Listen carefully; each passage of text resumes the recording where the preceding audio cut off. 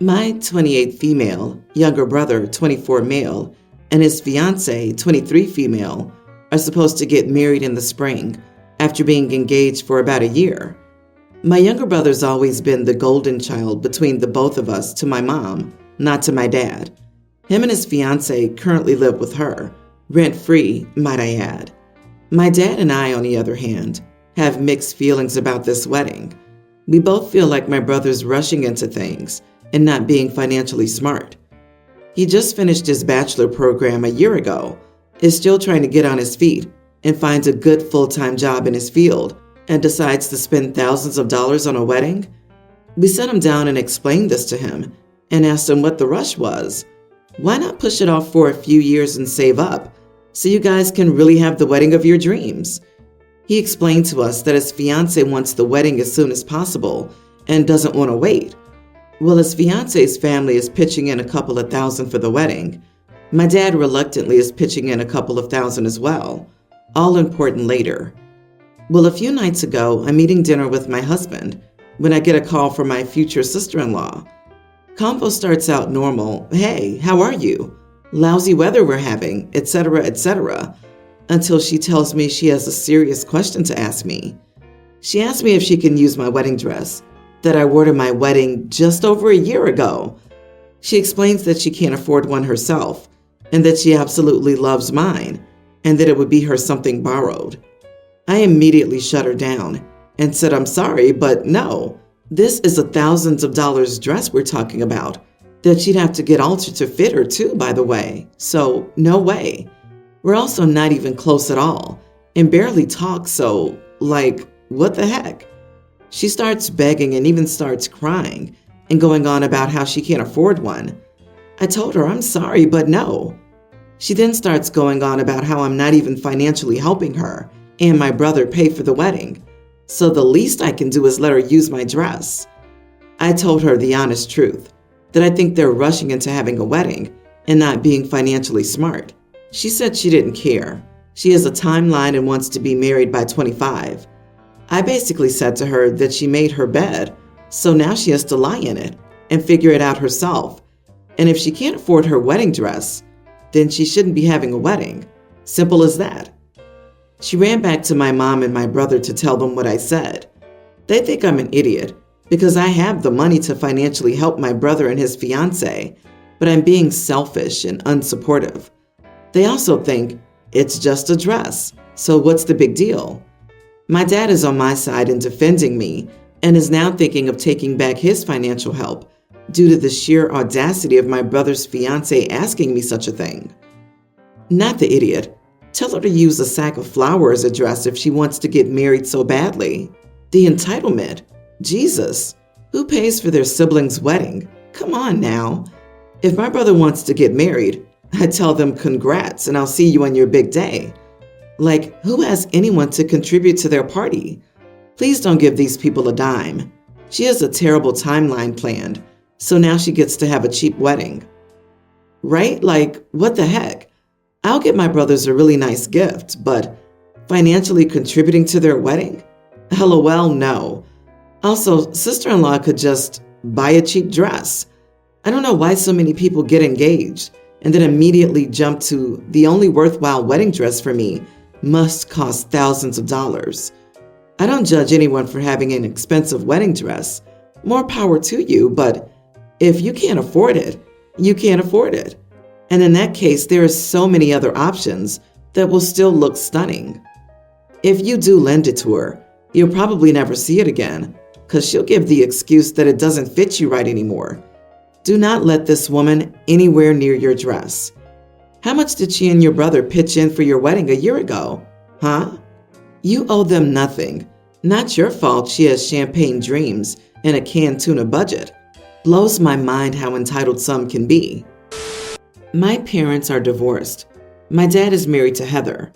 Heather has a nephew, Kai, who's a pre-tween.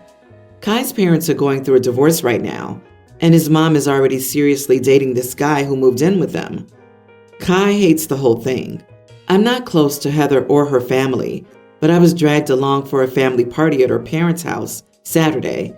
I'm nearly an adult and still split time between my parents, and was given no choice by my dad.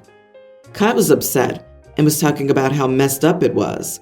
I told him I got it. He said everyone in his family was telling him he should be happy because he wouldn't have to listen to his parents fight anymore, and he should be happy they're divorcing. Kai said he wasn't. I told him neither was I, and that I didn't know anyone with divorced parents who wanted them to be divorced or were happy about it. I told him most of my friends had divorced parents, and all of them wished it hadn't happened. Heather and her sister overheard what I said to Kai, and I got into so much trouble for saying it.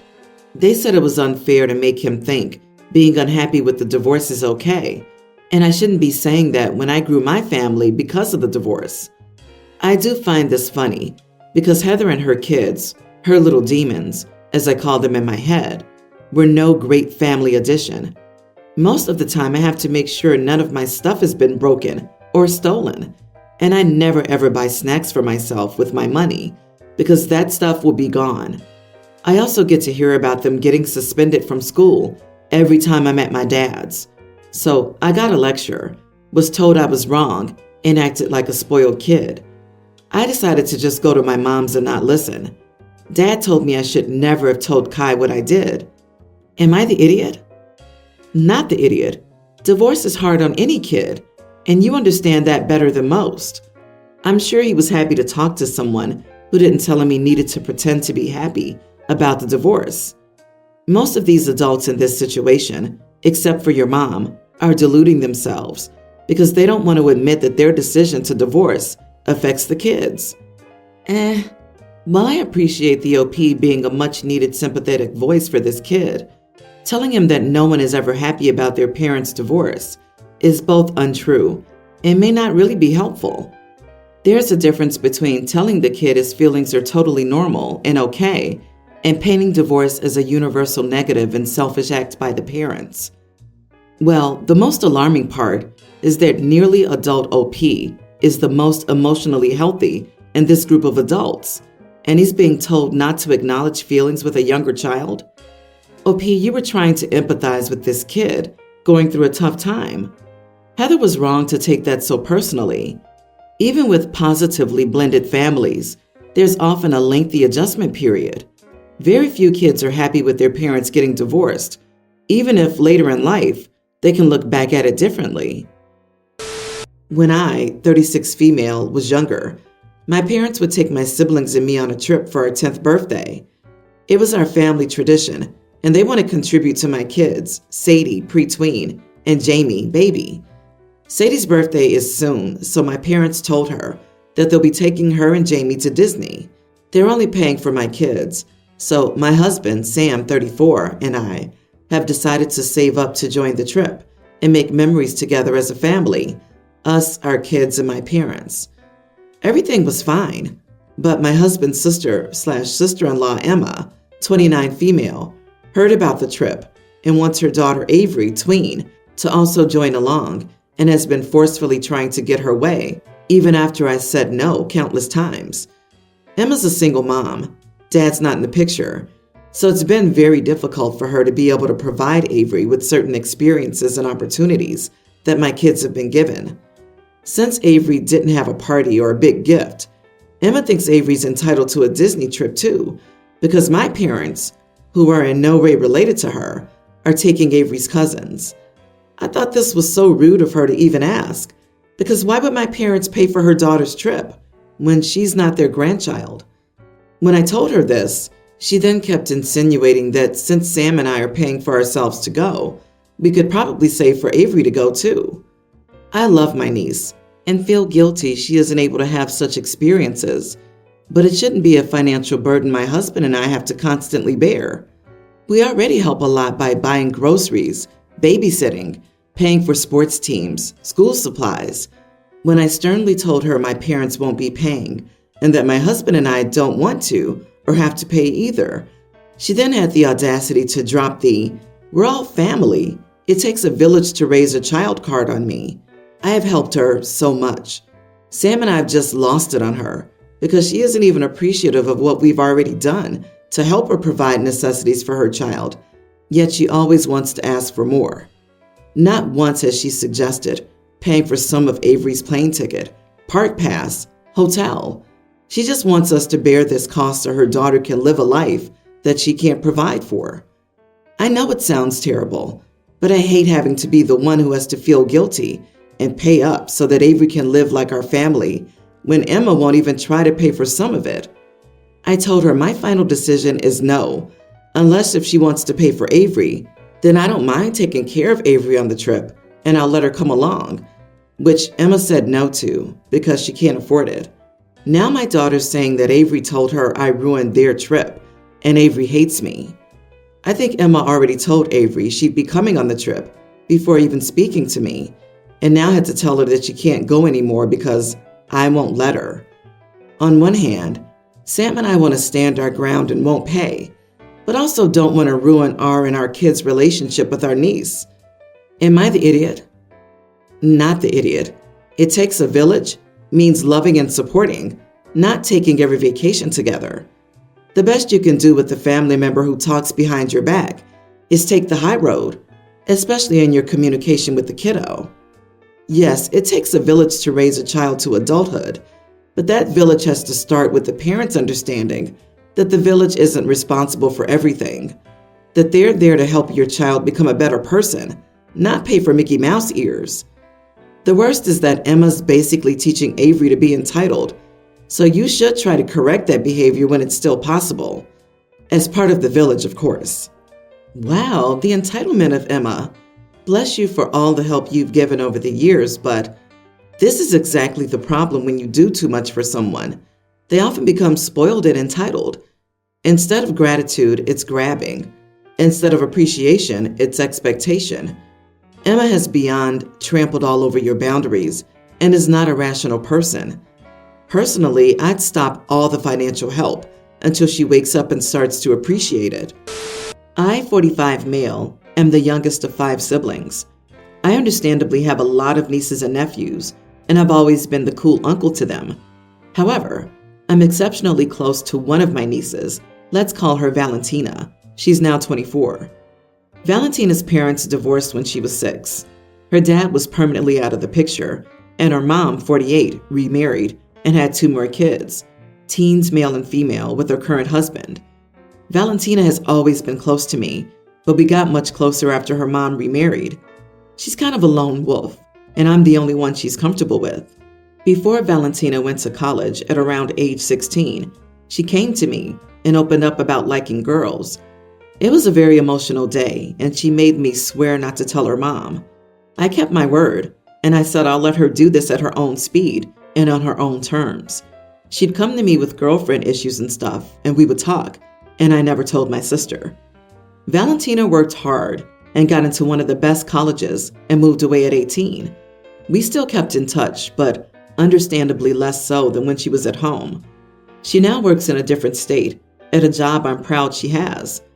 I recently met her girlfriend, 28, when I was visiting her. I didn't tell my sister this either. Since Valentina's kind of serious about her girlfriend, she said she'd tell her mother soon. Yesterday, I got a call from my sister, calling me all kinds of names, an idiot included. She said I should have told her about Valentina's orientation before, and that I was an idiot for doing things behind her back. After the phone call, I started doubting myself. Should I have mentioned this to my sister before? Boom goes the dynamite. This is the problem right here. Your sister has suddenly been confronted that her relationship with her daughter isn't as good as she always thought it was, and is lashing out at the person who has the better relationship with her. Not the idiot at all, OP. You kept Valentina's needs first and foremost in your thoughts and honored your agreement. Your sister has some soul searching to do to try and work out why she isn't the safe space she thought she was. Exactly. You respected your niece's right to privacy. Never ever doubt that you did the right thing. You supporting her and her orientation is truly amazing. If Valentina didn't feel comfortable telling your sister, then that speaks to the relationship she has with her mom and her concerns. Maybe your sister should realize that, and there is a reason why her daughter chose not to tell her till she was ready to. OP, ask yourself how your sister's been harmed by this. Your sister's butthurt from her daughter having been discreet about her private life, and your sister's looking for someone to blame because she's unable to cope with the idea that she might have something to do with her daughter being withholding. Or worse, she found out too late to fix it. I'm sorry you're unhappy about this, but I didn't do anything wrong. Keep repeating this as necessary because it's true. I, 35 male, am a very cheerful person by nature. I went through a lot of crap in life, and I struggled a lot, but throughout it all, I managed to keep an even temperament. I'm even an optimist by nature, and I always try to maintain a cheerful and bright outlook on life. My wife, 34 female, is the opposite. She tends to get angry easily and is more cynical and jaded than me. We get along well for the most part, but she tends to always predict the worst. She always thinks about things that could go wrong and never really appreciates what we have. The problem is, as my kids are growing up, they're getting imbibed with her energy. They're starting to become incredibly cynical, with dour pronouncements on employment and the economy, constantly trying to bring up incredibly depressing news. They seem to enjoy talking about corruption and downfall and the bad things about our life and society in general.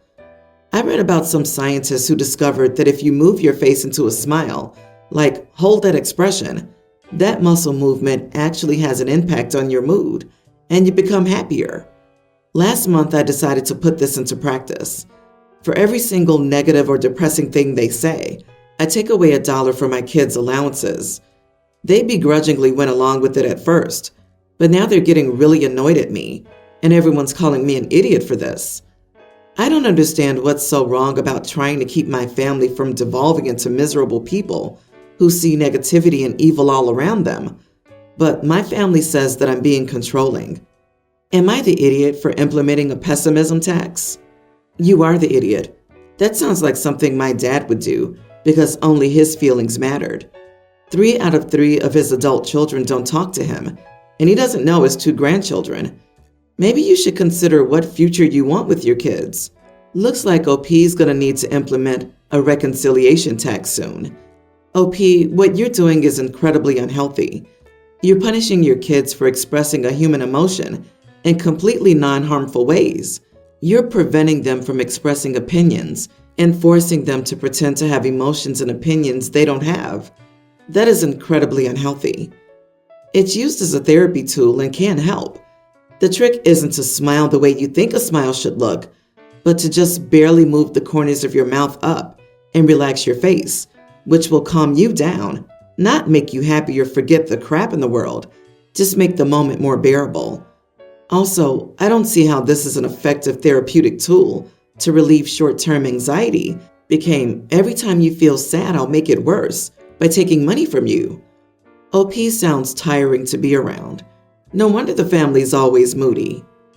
Yep, forcing them to mask their emotions and not talk about negative things will actually make them more cynical. Why do you think counseling and therapy are so popular? Because talking about the bad crap and letting your emotions out is healthy. OP, you're forcing ill health on your kids. If you keep this up, don't be surprised if they feel they can't talk to you and you're alone in your old age.